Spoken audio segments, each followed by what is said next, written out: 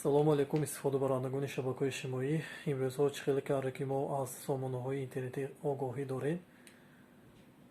Сани 25 ноябри соли равон дар маркази вилояти мухтари кӯҳистони Бадахшон, шаҳри Хорух, бетартибиҳо ба вуҷуд омадааст, ки ин албатта гӯем ба забони лаҳҷавӣ аз паша фил сохтани баъзе ҳамон сомонаҳои иҷтимоӣ ба ҳисоб меравад. яъне вазъият он қадараме ки аз шабакаҳои иҷтимоӣ воҳима карда истоданд, он қадарам асосии воқеӣ на он қадар ҳаст.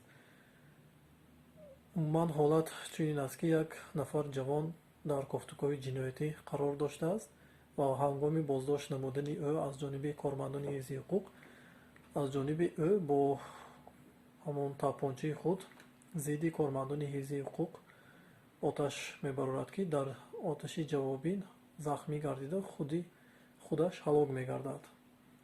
яъне қазия умуман ҳамин тавр аст. айни замон бошад, ин ҳодисаро гирифта хоинони миллате, ки дар хориҷи аз Тоҷикистон зиндагӣ мекунанд ва зидди Тоҷикистон барномаҳои гуногун мекунанд, ҳамин ҳодисаро дастак карда акнун воҳима карда истоданд, ки гӯё ки дар Бадахшон митинг бошаду тамоми мардум зидди ҳукумат шӯриш бардошта бошад.